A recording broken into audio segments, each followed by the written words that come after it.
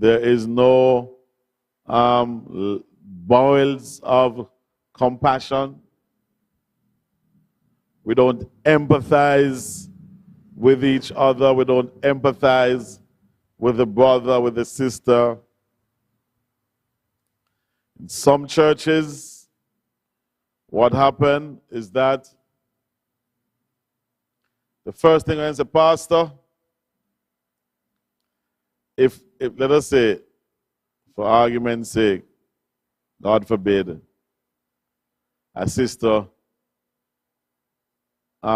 gets pregnant in the church. One of the first things that the church, the people in the church, they're going to want pastor to read her outside church, you know. Not true. First order of business is that she must be read out of the church. That is how we are as Christians. Sometimes we don't show the empathy. And empathy is putting yourself in somebody else's position. I'm very happy for the transformation of the church, because gone were the days in yesteryears. Lucky, you're in the church and Nisi, God forbid, our there, gets pregnant, and you're a missionary in the church. You have to move up where you have to move down, not up. You're going to the back bench. You would have to give up that position for 9 months until the child is born. Sister Carly, you were in the church in those days, right? Yes. You have to, so whatever position you hold in the church, you would have to give it up. Remember now, you know, that the child, that your daughter, in most cases this happens when it's a female. Your daughter is an adult, you know. You can't tell the daughter what to do.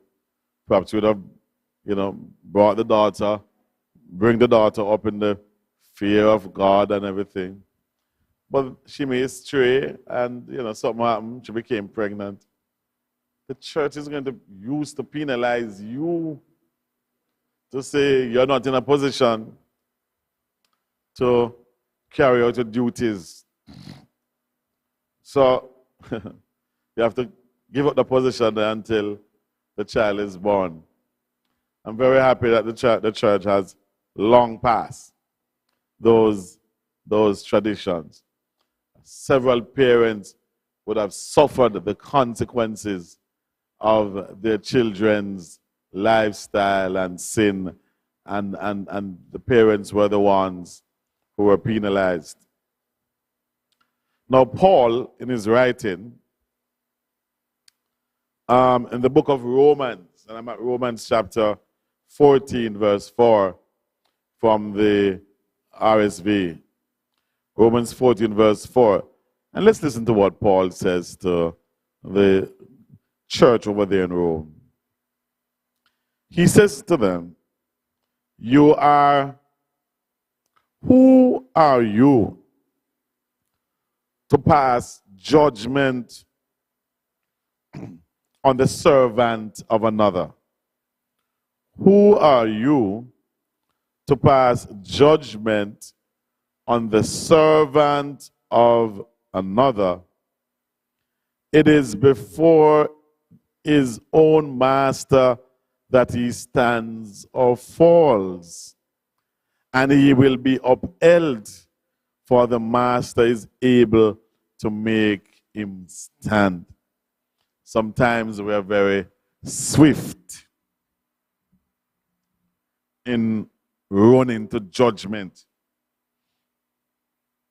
And if the judgment is not swift and resolute, resolute means somebody is being punished for whatever act of sin committed.